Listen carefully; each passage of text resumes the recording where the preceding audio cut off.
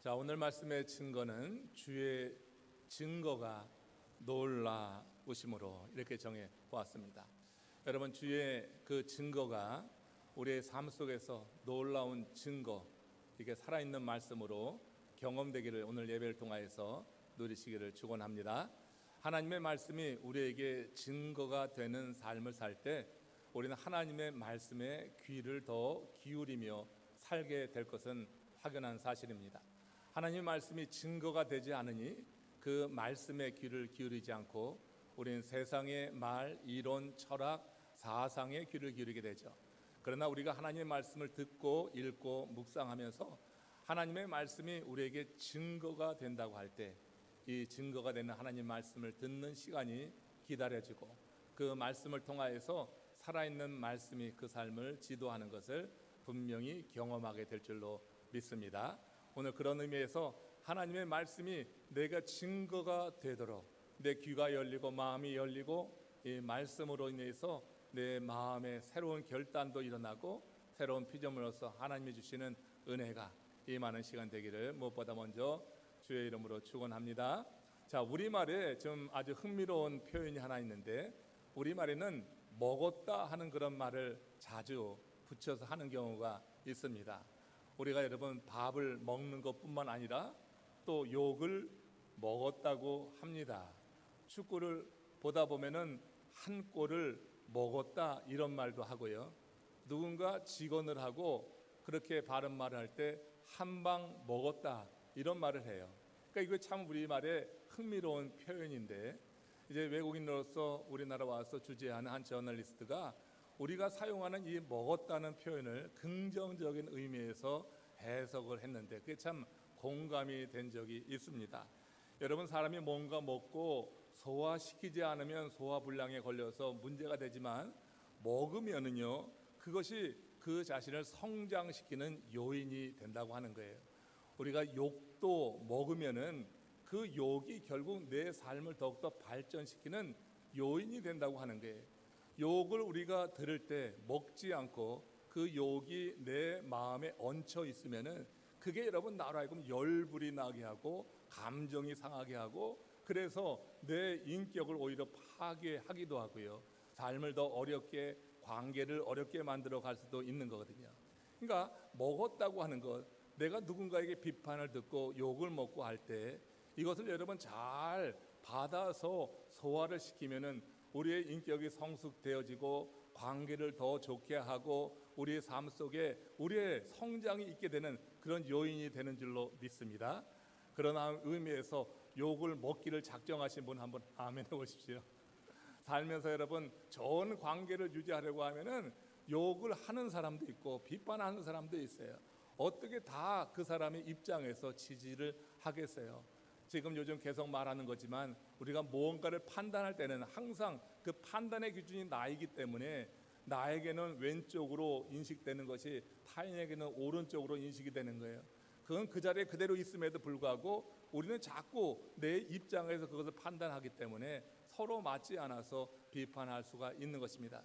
그러나 여러분, 우리가 비판을 듣고 이렇게 욕을 먹는 일이 있게 될 때 정말 주님 안에서 은혜 안에서 그것을 잘 받아서 소화시키면은 분명히 나의 인격이 성숙되어지고 내 삶이 발전되는데 크게 도움이 될 줄로 믿습니다. 여러분, 부정적인 말로 인해서 일어나는 마음의 고통, 이것을 녹여버리는 영적인 소화액이 있는 거예요. 그 소화액이 바로 하나님의 말씀인 것입니다. 여러분, 얹혀 있어도 소화제 잘 먹으면 활명수 먹고 페스탈 먹으면요 그게 소화가 되더라고요. 얹혀있던 음식이 내려가는 것입니다. 이게 우리가 살면서 누군가에게 욕을 먹기도 하고 비판을 듣기도 하는데 그것을 여러분 우리가 잘 소화시키려고 하면은 우리 안에 하나님의 말씀, 영적인 소화액인 하나님의 말씀이 늘 살아 있어야 되는 줄로 믿습니다. 하나님의 말씀이 없으면요 우리가 항상 얹히는 거예요. 세상 사람들의 말에 얹히는 거예요. 그러다 보면 앞으로 진보할 수 없는 것입니다. 그 말 얹힌 말 때문에 우리는 한동안 괴로움 가운데 지내고 그래서 여러분 더 나가지 못하는 이런 현실을 보는 거예요. 그러니까 하나님께서 하나님의 사람을 드셔서 하나님의 일을 이루어 나가실 때, 그때 여러분 하나님의 일이라고 하는 것이 세상에 비판이 많이 있거든요. 세상 사람들은 욕하거든요. 여러분들은 아멘 하지만 저들은 욕을 하는 거예요. 그러니까 여러분 그런 욕을 다 이기고 그것을 다 소화시켜야지, 그래야지 하나님의 말씀을 대언할 수 있기 때문에 하나님의 사람을 불러서 쓰실 때 하나님께서 가장 먼저 하시는 일이 그 사람에게 하나님의 말씀을 먹여주시는 거예요. 그래서 에스겔을 부르셨을 때 에스겔서 3장 3절에 보면은 주께서 내게 두루마리를 주시는데 그 두루마리는 말씀을 의미해요.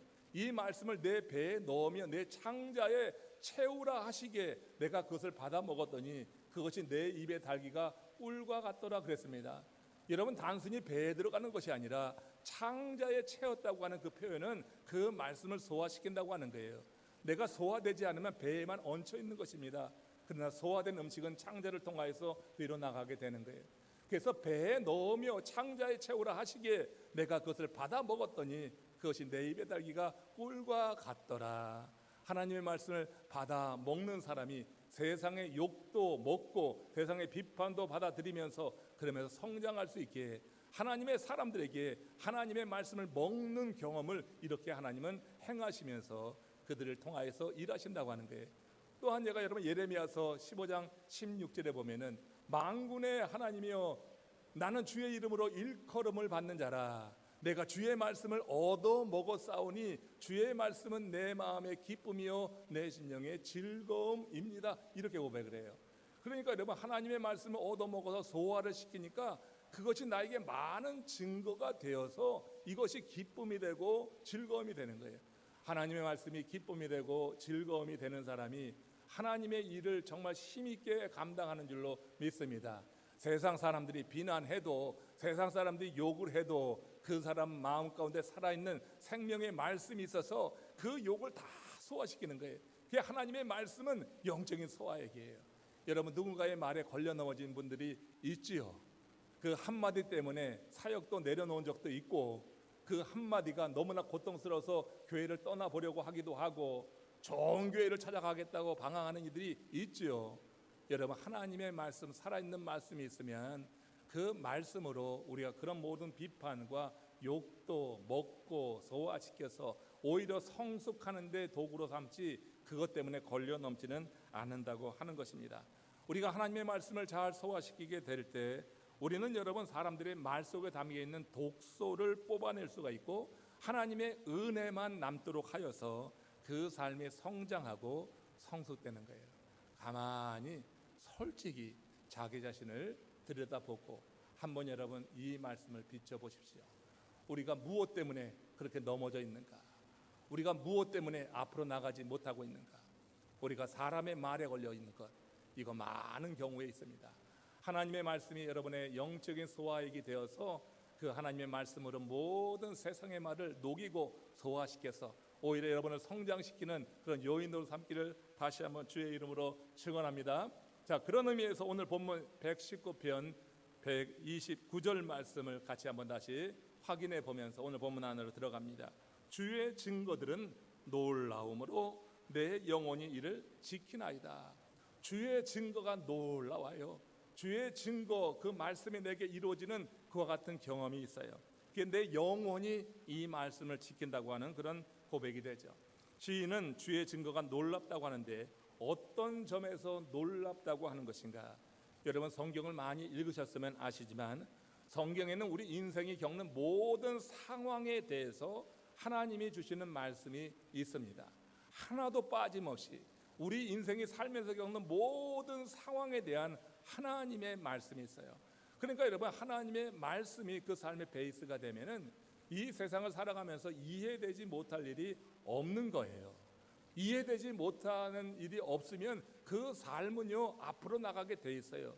내가 어떤 말에 걸려가지고 사람의 비판에 걸려가지고 그렇게 딱 제동이 걸려서 앞으로 못 나가지, 이해되면은 우리 하나님이 주시는 말씀으로 사람이 이해되고 내게 이뤄진 상황이 이해되어지면은 그러면 여러분 앞으로 나가는 거예요. 오늘 혹시라도 걸려있는 분들이 계시다고 하면 하나님의 말씀이 여러분들 가운데 증거가 되시고 그 증거되는 말씀으로 내 영혼이 지키겠나이라고 고백했던 이 시인의 고백을 함께 따라할 수 있기를 원합니다.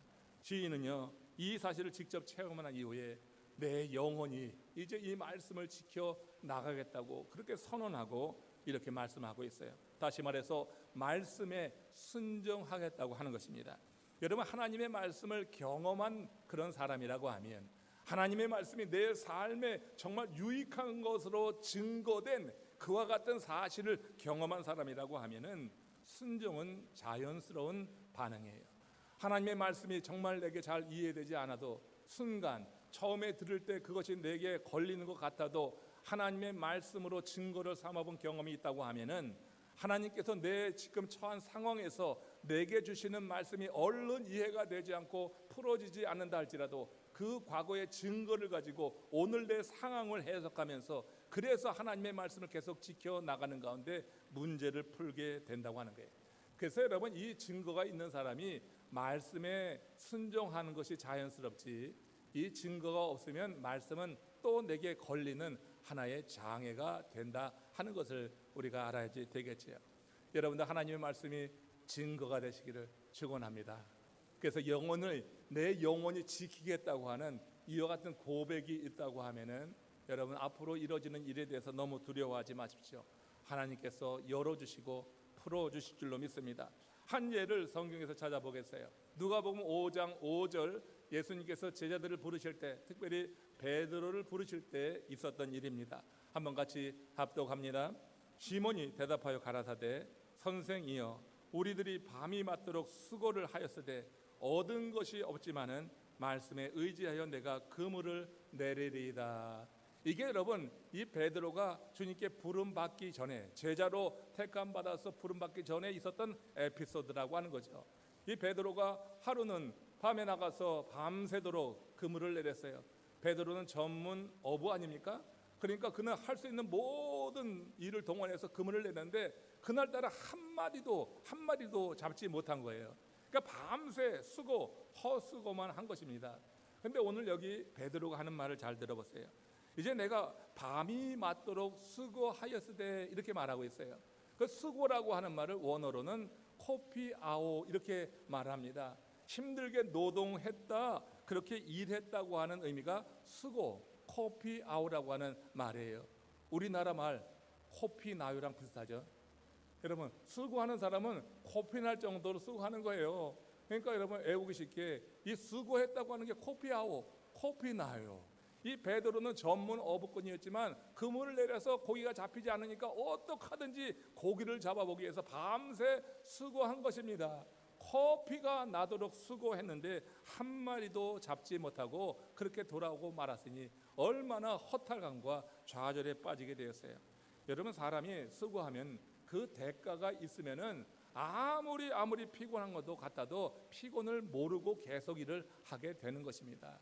우리 비즈니스 하는 분들은 가게 문을 열었는데 여러분, 파리가 날리고 있으면 힘이 안 듭니까?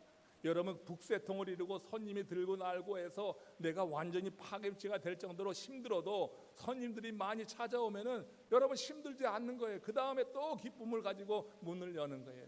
근데 날마다 문을 열었는데 파리만 날리고 있어요. 문 여는 게 두려운 겁니다. 그게 여러분 힘든 겁니다. 사람이 무슨 일을 하든지 수고했으면 그에 대한 대가가 따르면은, 그러면 수고한 줄 모르고 우리가 열심히 커피나게 더 일할 수가 있는 거지만 그렇지 못할 때는 이렇게 허탈감에 빠지게 되는 거예요. 자녀를 키울 때 허리가 끊어질 듯이 힘들어도 자녀들이 잘 자라나가는 것을 보면 어떤 부모가 그것을 수고롭게 여깁니까? 그걸 기쁨으로 여기고 더 열심히 일하는 거 아니겠어요? 수고는 수고대로 했는데 어떤 대가도 얻지 못할 때 이게 문제가 되는 거고, 그럴 때 사람이 좌절하고 허탈감에 빠지고 다시 세상을 향해 나가려고 하는 그런 일들을 보게 되는 것입니다. 여러분, 주님께서 이렇게 밤새 수고하였지만 커피나게 일했는데도 아무 고기 한 마리 잡지 못하고 돌아왔던 그를 향하여서 오늘 본문에 보면 뭐라고 말씀하시면은 깊은 데로 가서 그물을 내려 고기를 잡으라, 이렇게 명령하는 거예요. 근데 베드로의 반응이 놀라운 게 말씀에 의지하여 내가 그물을 던지겠다고 하는 거예요. 근데 여기서 말씀이 뭐냐? 제가 이 부분을 가지고 여러분 같이 이 묵상하면서 받은 은혜가 그거예요. 지금 예수님이 깊은 곳에 가서 그물을 내리라고 하는 그 말이 아니에요. 여러분들이 오해하면 안 된다고요. 지금 계속 이어지는 말이니까 지금 예수님이 하신 바로 그 말이 아니라 바로 이 말씀이 나오기 이전에 우리 주님께서 하신 말씀이 있어요. 그것을 해안에서 전한 복음이라고 그렇게 말합니다. 이 베드로가 밤이 맞도록 고기를 잡다가 헛수고하고 돌아왔어요. 그때 예수님이 그 해안에 찾아가서 베드로에게 배를 빌려달라고 한 거예요. 그래서 그 배를 타고 저 해안으로 조금 나가서 거기서 이제 해안을 향하여서 대중을 향하여서 말씀을 선포한 거예요. 그러니까 베드로는 헛수고하고 돌아와서 다음 출항을 위해서 뭐 하고 있었냐면 그물을 깃고 있는 거예요. 근데 그물을 깃고 있을 때 얼마나 허탈해요. 한 마리도 못 잡으니까. 그러나 다음 출항을 위해서는 그물을 준비해 두어야 되니까 그물을 준비하고 있고, 예수님은 그 해안에서 이제 대중을 향하여서 말씀을 전할 때 이 베드로가 처음에 귀가 활짝 열렸을까요? 짜증나는데 힘든데 배까지 빌려달라서 억지로 빌려주긴 했는데 그 말이 들려오겠어요? 그러나 어느 시점에 이르러서 예수님이 그 해안에 있는 사람들 향하여서 복음을 증거하고 천국의 말씀을 전하게 되는데 귀가 열리기 시작하는 거예요. 그래서 그 말씀을 다 듣고 나서 그 다음에 예수님이 베드로에게 하신 말씀이에요. 깊은 데로 가서 그물을 내려 고기를 잡으라. 이것은요, 이 베드로가 그 아침에 그가 정말 허탈하고 좌절에 절망에 빠져 있었지만 하나님이 주시는 말씀, 그 주님의 말씀에 귀가 열려서 들음으로 말미암아 그 안에서 어떤 변화가 일어났다고 하는 것이고, 이 베드로가 대답할 때 내가 밤이 맞도록 수고하였지만 내가 주의 말씀에 의지하여 내가 그물을 내리겠다고 한 것은 바로 그 명령이 아니라 그 앞에서 선포되었던 해안 설교, 산상수훈과 같은 해안 수훈이라고 하는 그 말씀을 들으면서 그 마음에 변화가 일어난 거예요. 그 마음에 하나님의 말씀이 역사했다고 하는 거예요. 그렇기 때문에 이 현대어 성경에서는 이 부분을 어떻게 해석하냐면, 선생님이 말씀하시니 한 번 더 그물을 내리겠나이다, 이렇게 말하는 거예요. 그의 어부의 경험을 가지고서는 그 시간에 깊은 데 가서 그물 내리는 것은 고기를 잡겠다고 하는 게 아니라 헛수고로 하겠다고 하는 거예요. 그 시간에는 그 해안 곁에 그 기슭에 고기가 있지 그 바다 한가운데 고기가 있는 게 아니거든요. 또 밤새 잡아봤지만 허탕친 그의 입장에서 예수님의 그 한마디, 그가 들은 말씀이 없다고 하면 갑자기 느닷없이 뜬금없이 베드로에게 너 깊은 가서 그물 내리라 한 말에 순종할 수가 없는 거예요. 그러나 이미 들은 말씀을 통하여서 그 마음의 변화가 일어나니 깊은 데 가서 그물을 내리라고 하는 그 명령에도 따를 수가 있는 거예요.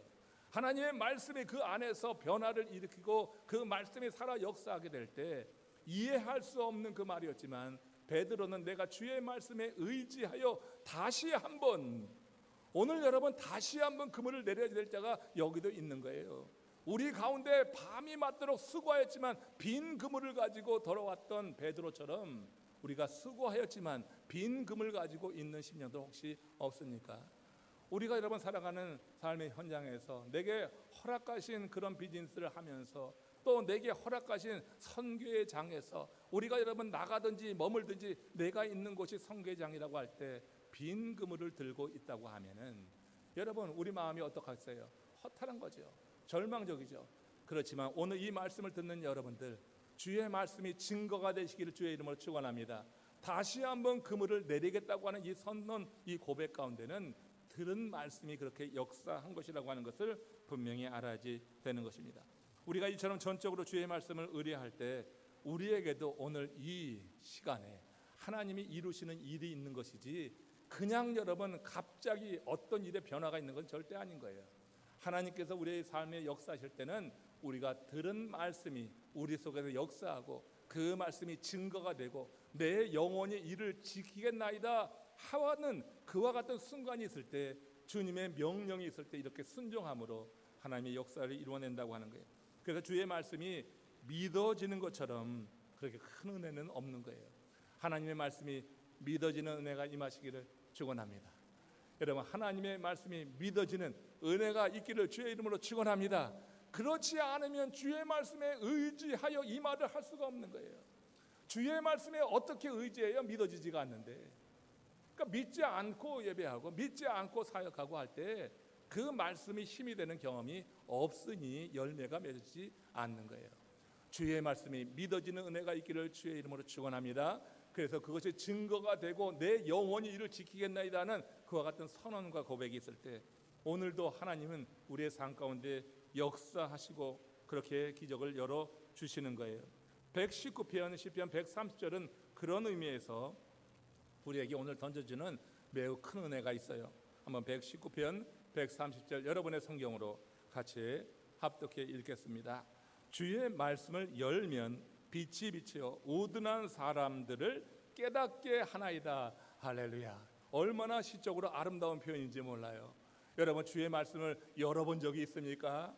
여러분 한참 그 성경을 우리가 집에 그냥 가두어뒀다가 그 위에 먼지가 자욱해 있어가지고 어느 날부터인가 어디 성경 가져오는 운동을 합시다 해서 성경을 갖고 오긴 해요. 근데 진심으로 내가 성경을 열어보느냐는 또 다른 문제가 되는 거예요. 단순히 성경만 들고 다녀서가 아니라 하나님의 말씀을 내가 열어서 보고자 하는 그런 마음이 있느냐는 것입니다. 내가 주의 말씀을 열면 빛이 비치는 것입니다. 주의 말씀이 열려질 때 진심으로 열고자 하는 마음이 있을 때 그 말씀은 생명의 빛으로 내 심령을 밝히는 줄로 믿습니다. 내 마음속에 어둠이 사라지는 것은 주의 말씀을 열 때예요. 그냥 가져오는 것이 아니라 이제 가져오는 단계를 넘어서 하나님의 말씀을 내가 열어서 같이 합독할 때 그때 하나님의 말씀이 여러분들에게 빛으로 다가오기를 원합니다. 이렇게 여러분 시인은 주의 말씀을 열면 빛이 임하여서 우둔한 자로 깨닫게 한다고 했어요. 우둔한 자가 지혜롭게 되는 것입니다. 주의 말씀이 열어지는 것, 내가 주의 말씀을 열라고 하는 것은 하나님의 말씀을 믿고자 하는 그런 마음, 하나님의 말씀이 믿어지는 은혜가 임할 때 자발적으로 순종해서 주의 말씀을 열고 읽고 묵상하고 그 말씀이 지시하는 대로 살고자 하는 그런 마음을 갖게 되는 줄로 믿어요. 주의 말씀을 연다고 하는 것은 말씀을 묵상한다고 하는 거예요. 여러분들이 큐티를 합니다. 정말 큐티를 하느냐 한번 여러분 자문해 보면서 하나님의 말씀을 가지고 하루를 열어간다고 하는 것, 아침마다 하나님의 말씀을 열면 하나님의 말씀이 빛으로 내 마음을 밝히는 거예요. 새벽에 제단을 본당에 나와서 지키든 가정에서 지키든 여러분 새벽에 처음 일어나서 주의 말씀을 여는 은혜가 있기를 주의 이름으로 축원합니다. 그날 여러분들 마음을 어둡게 하는 모든 것이 밝아지는 은혜를 경험해서 우둔한 자가 깨닫게 되므로 그 빛이 역사하는 것을 그렇게 누릴 수 있기를 원하는 거예요. 시인은 고난 중에 처해 있었습니다. 그때 말씀을 열자 그 말씀이 빛이 되어서 그 심령의 어두움을 밝혀주고 물러간 경험이 있어서 이런 노래를 하고 있는 거예요. 그 결과 우둔한 자신이 하나님의 뜻을 깨닫게 되어 용기를 얻게 되었다고 하는 것을 이렇게 아름다운 노래로 부르고 있는 겁니다. 여러분 공포는 반응이요 용기는 결단이라고 했어요. 우리가 살면서 내가 감당하지 못하는 일을 만날 때 대부분의 사람들이 보이는 반응은 공포입니다. 그러나 여러분 주의 말씀을 열고 그 말씀이 빛이 되어서 그 안에 살아있는 사람에게는 용기를 나타내는 결단의 시간이 되는 줄로 믿습니다. 우리가 여러분 내가 감당하지 못하는 일에 공포에 사로잡혀 있는 사람이 무슨 일을 하겠어요? 그러나 우리가 살면서 우리가 예상치 못하는 많은 일들이 찾아오는 거예요. 내가 원치 않는 그런 상황에 놓일 수도 있고 어쩔 수 없는 상황 속에 밀려갈 때도 있고 한 것입니다. 그러나 낯서는 그 상황에서 어떤 사람은 공포심에 사로잡히는 거예요. 공포는 일반적인 반응이에요. 사람이 익숙하지 않은 데서 이렇게 낯선 곳으로 나가게 되면은 공포를 느끼는 것은 당연해요. 두려움은 당연한 반응이에요. 그렇지만 여러분 정말 주의 말씀을 열어서 그 말씀이 빛이 되는 것을 경험하고 우둔한 자가 지혜롭게 깨달아지게 될 때 그 순간이 공포의 시간이 아니라 새로운 용기를 내어서 새로운 시대를 열고 하나님이 함께하는 증거를 갖는 그런 시간으로 결단하며 나가게 되는 줄로 믿습니다. 여러분들의 지금 처한 상황이 공포입니까? 아니면 용기를 발현할 수 있는 결단의 시간입니까? 하나님의 말씀이 있으면 분명히 여러분들의 삶을 새롭게 할 수 있는 용기를 갖게 하는 결단을 하나님께서 허락해 주실 줄로 믿습니다. 이런 여러분 결심이 객기가 아닌 한 거기에는 다 이유가 있는 것입니다. 시인은 그 고난 중에 하나님의 말씀을 열므로 말미암아서 그 말씀을 깨달았기 때문이라 이렇게 노래하며 결단하고 있는 것을 이렇게 노래했던 것입니다. 우리 성경의 또 다른 예를 한번 같이 보시면 시편 91편 4절에서 6절 사이에 이와 관련된 예를 이렇게 찾아볼 수가 있어요. 한번 같이 합독합니다. 그가 너를 그의 기치로 덮으시리니 내가 그의 그늘 아래 피하리로다. 그의 진실함은 방패와 선방패가 되시나니 밤에 찾아오는 공포와 낮에 날아드는 화살과 어두울 때 퍼지는 전염병과 밝을 때 닥쳐오는 재앙을 두려워하지 아니하리로다. 이 사람이 어떤 사람이에요? 말씀을 연 사람입니다. 그의 삶에 그가 감당하지 못하는 큰 위기가 찾아왔을 때 이는 말씀을 열었습니다. 시편 91편의 시인은 그 순간에 말씀을 여는 거예요. 그러자 하나님이 누구인지 확실하게 보이는 거예요. 하나님, 그 하나님이 누구인가? 지존자의 은밀한 곳에 거주하며 전능자의 그늘 아래 사는 자야. 나는 여호와 하나님을 일컬어 말하기를 여호와는 나의 피난처요 나의 요새요 나를 건지시는 이시라 하시리니 이는 그가 너를 새 사냥꾼의 올무에서와 심한 전염병에서 건지실 것입니다 하면서 하나님에 대해서 확신을 하게 될 때 그때 이어지는 고백이 바로 오늘 이 고백이에요. 뭐라고 했어요? 그가 너를 그의 기치로 덮으시리니 내가 그 그늘 아래 피하리로다. 그의 진실함은 방패와 선방패가 되시나니 밤에 찾아오는 뭐예요? 공포와 낮에 날아드는 화살과 어두울 때 퍼지는 전염병과 밝을 때 닥쳐오는 재앙을 두려워하지 않을 것이다. 우리가 하나님의 말씀을 열어서 그것이 내게 빛이 되면 인생의 위기 가운데 공포에 빠져 그렇게 벌벌 떠는 것이 아니라 인생의 위기 가운데 하나님을 더 분명하게 봄으로 말미암아서 그가 처한 그 상황 속에서 여호와 하나님이 펼쳐주시는 그 귓가에 들어가서 먼저 피하는 것이고 그 하나님과 함께 그 인생에 다가오는 모든 인생의 문제, 밤에 찾아오는 공포, 이거 두려운 것입니다.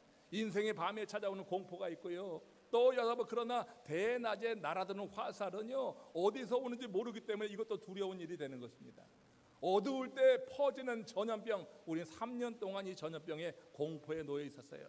아직까지도 그 공포에 놓여 있는 이들이 있어서 안타깝지만 어두울 때 퍼지는 이 전염병으로 말미암아 우리는 두려움에 빠져서 그렇게 허덕이고 있었어요.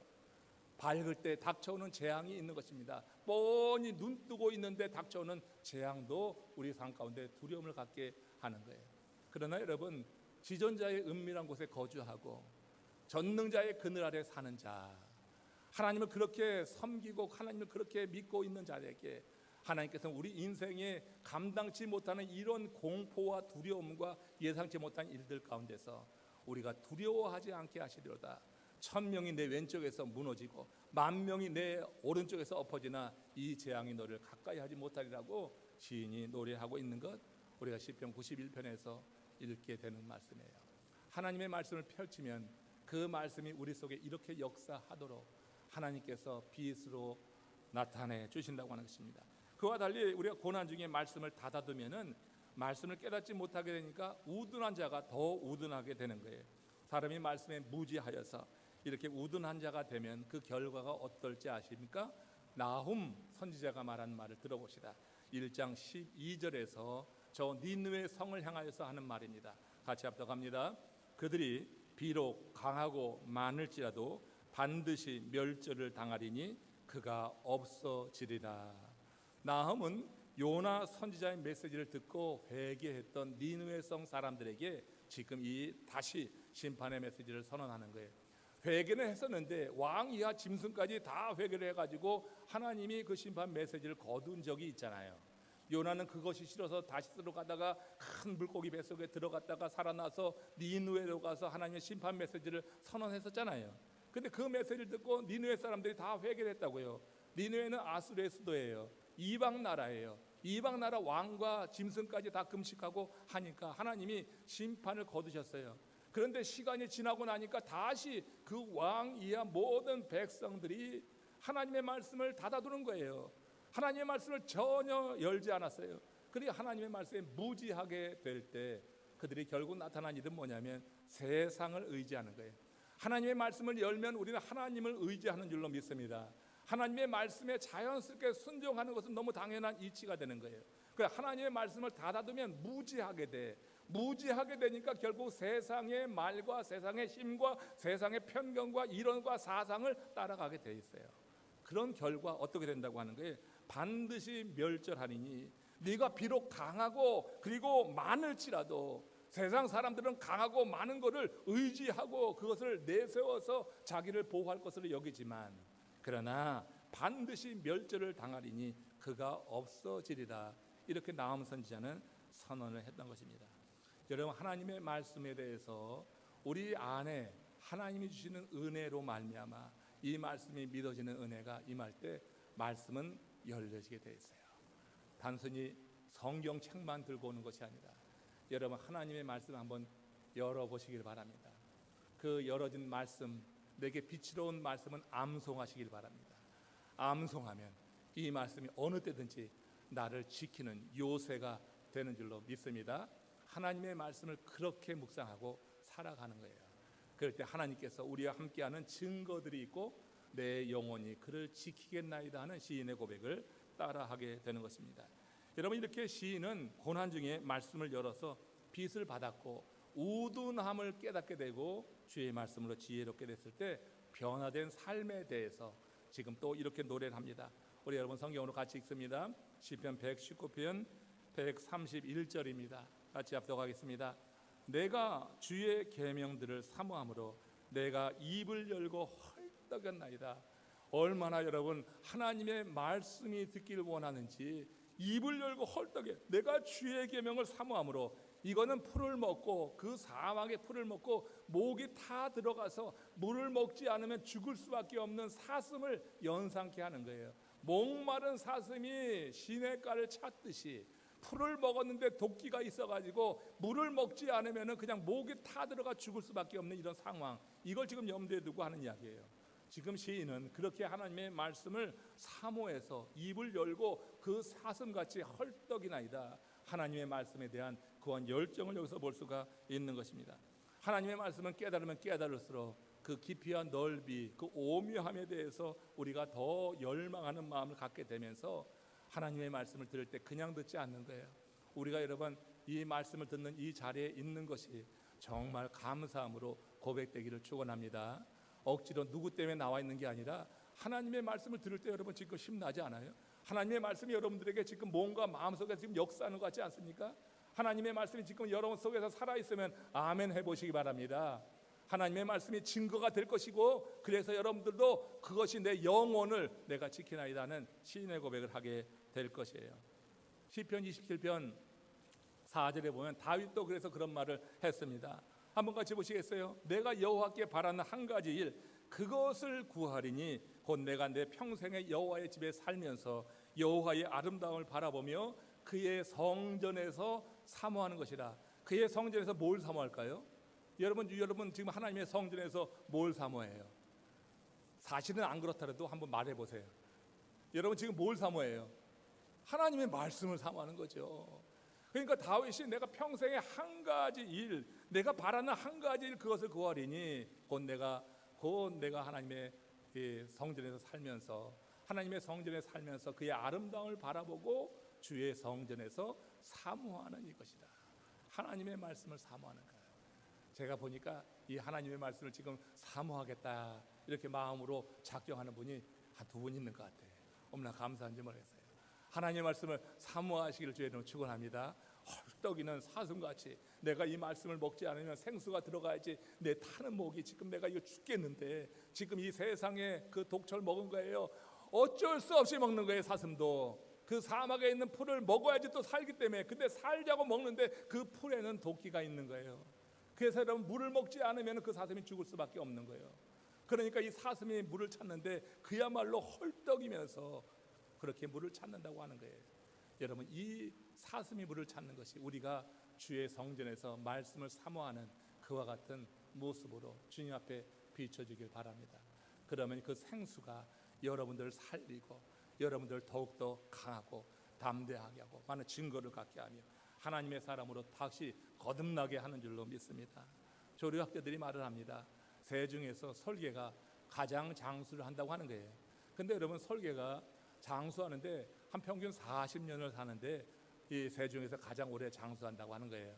근데 40년 사는 설계 중에 연장해서 70년까지 사는 설계가 그 중에 있다고 하는 거예요. 근데 40년 사는 설계도 오래 사는 거지만 70년까지 사는 설계를 이렇게 비교해 보니까 그들 사이에 분명한 차이가 있더라. 그 40년 될 때 그 점에 대해서 다시 갱생하는 그런 설계는 70년까지 가는데 거기서 갱신하지 못하면은 40세로 죽더라. 그 갱신하는 기간이 6개월이라고 하는 게, 여러분 40세 정도가 되면은 이 설계의 뿌리가 아주 커지고 무거워지고 무뎌진다고 하는 겁니다. 그리고 이 설계의 발톱도 커지고 무뎌지고, 그래서 이 짐승을 잡기가 어려운 거예요. 이 깃털도 많이 무거워져 갖고 날기가 어려우니까 사실 사냥이 어렵죠. 사냥이 어려우니까 어떻게 되는 거예요? 그때 여러분 그냥 죽는 거예요. 그래서 그 40에 이르렀을 때 그 설계들 중에 일부가 그 긴 뿌리, 이게 퇴화된 뿌리를 바위에다 막 쫀다고 하는 거예요. 그럼 이 뿌리가 이제 잘려져 나가는 거죠. 고통이 있죠. 그러면서 새 뿌리가 난다고 하는 겁니다. 그럼 그 날카로운 새 뿌리를 가지고 자기의 긴 발톱, 쓸모없어진 이 발톱을 다 쪼아낸다고 하는 거예요. 그럼 쪼아내면 여기서 또 새 발톱이 나온다고 하는 거죠. 이 새 발톱을 가지고 자기의 깃털을 다 뜯어낸다고 하는 거예요. 그럼 무겁고 거기서 자기 날지 못하게 했던 그 짐 같은 이 깃털이 다 떨어져 나가고 새로운 깃털, 아주 가벼운 깃털이 돋아나게 되면서 그렇게 그 참새가 갱신하는 기간이 6개월이라고 하는 거예요. 그래서 그 광정을, 그 갱신의 과정을 마친 설계는 70년까지 살게 되더라. 여러분, 우리가 이제 이 설계에서 배우는 것이 있는 겁니다. 영적 성숙과 변화를 정말 여러분 이루기를 원합니까? 여러분, 은퇴한 것, 내 나이가 많이 들어가는 것, 신앙의 연륜, 이거 여러분 우리가 우리 생각에서 지워야지 될 것입니다. 우리가 이러면 설계에게서 우리가 교훈을 얻는다고 하면 우리가 30년 아니 50년 신앙생활한 것, 그 수만 세고 있어가지고는 우리의 영적인 어떤 신선함과 하나님을 함께하며 하나님의 말씀을 증거로 삼는 삶이 우리 삶 가운데 더 이상 있지 않은 거예요. 관성으로 그렇게 믿기 쉬운 것입니다. 우리 교회가 정말 새로워지길 원한다고 하면은 바로 여러분부터, 나부터 이렇게 여러분 하나님의 말씀으로 새롭게 갱신되고자 하는 그와 같은 마음이 우리 가운데 있지 않으면은 우린 그대로 있다가 그냥 여러분 그대로 살고 지고 만다고 하는 거예요. 설계에게서 배우는 것, 영적인 성숙을 위해 다시 태어나는 것인데, 시인처럼 하나님의 말씀에 대해서 어떤 갈망하는 마음이 있는가? 여러분 진짜 하루 시작하면서 하나님의 말씀을 대하고자 하는 그런 마음이 있다고 하면 여러분은 갱신의 과정에 있는 거예요. 여러분이 50년, 60년 신앙생활한 것, 그것이 문제가 아니라 지금 내가 이제 더 나은 영적인 성숙을 이루고 하나님 기뻐하시는 일을 내가 이루면서 활기 있는 삶을 살길 원한다고 하면 무엇보다 먼저 하나님의 말씀을 열고자 하는 이런 은혜가 있기를 주의 이름으로 축원합니다. 하나님의 말씀이 열려서 우리들 마음의 굳은 마음이 부드러운 마음으로 변하고 어두운 마음이 어떤 타성과 관성에 져 있는 마음이 정말 하나님의 말씀으로 새롭게 되어져서 내 마음이 옥토가 되게 될 때, 그때 여러분 우리는 내 나이와 상관없이 하나님이 나를 통하여 이루고자 하는 사역에 눈이 열려지고 그 사역을 위해서 꿈을 꾸게 되는 것이라 하는 것이에요. 여러분, 교회에서 정해주는 사역이 아니라 하나님이 내게 주신 감동에 따라서 하나님이 내게 주신 은사를 가지고 내가 이 일을 해보고 싶다 하는 그 열정이 일어나기 원합니다. 앞으로 우리 교회 사역은 그렇게 이루어져야 될 줄로 알아요. 교회에서 정해주는 것이 아니라 여러분들이 기도하면서 하나님이 꿈꾸게 하신 일을 위해서, 정말 하나님이 원하시는 일을 위해서 하나님이 주신 말씀에 대한 깨달음을 가지고 내가 그 일에 대해서 꿈을 꾸게 될 때 하나님이 함께 하는 자를 붙여주시고 이것이 교회의 사역으로 이루어져 나갈 수 있도록 여러분 그렇게 일할 수 있기를 원합니다. 그렇기 위해서는 하나님의 말씀에 대해서 열려지는 것, 내가 하나님의 말씀을 열고자 하는 마음, 그리고 하나님의 말씀의 빛으로 내게 임하고 우둔한 자가 깨달아지는 그런 은혜가 내게 임할 때 우리는 그 일을 통해서 하나님의 일을 감당하면서 이렇게 우리가 완고한 그런 상태가 아니라 굳은 부리를 다 부수고 이 망가진 발톱을 새롭게 하고 그리고 그 깃털을 정말 새롭게 하면서 고공을 향해서 치수하고 오르는 독수리처럼 하나님께서 여러분들을 통하여서 일하실 것을 꿈을 꿀 수 있을 줄 믿습니다. 이런 삶이 저와 여러분들에게 모두 누려질 수 있기를 원해요. 그렇지 않으면 우리는 그대로 퇴화해 버리고 말 것입니다. 우리 교회가 정말 새롭게 되길 원한다고 하면 여러분 한 영혼이 정말 하나님이 주시는 그 같은 은혜 안에서 내게 주신 은사가 무엇인가? 내가 어떻게 하면은 내가 받은 증거를 내 영혼이 지키며 그리고 이 세상에서 하나님께서 기뻐하시는 일을 위해서 꿈을 꾸고 함께 그 사역을 이루어 나갈 것인가? 그 일을 하는 가운데 하나님이 실제적으로 채우시는 것, 내 마음이 기쁘고 내 영혼도 즐거워하며 내 육체도 안연히 살리라 했던 시인의 고백처럼 영과 육과 혼에 하나님이 채우시는 놀라운 은총과 복을 누리게 될 줄로 믿습니다. 이 시간 함께 고개 숙여서 기도하시면서 하나님이 주신 그런 은혜가 우리 가운데 있기를 원합니다. 주의 증거가 놀랍습니다. 그러므로 그 증거를 지키겠나이다. 내 영혼이 이를 지키나이다 하는 이 고백을 했던 시인과 같이 우리 다시 한번 이 시간 기도하시면서 하나님이 주시는 그 마음으로 성경이 열려지고 하늘문이 열려지고 하나님께서 함께 하시는 증거가 있는 삶을 위해서 우리 다 같이 합심으로 기도하시겠습니다.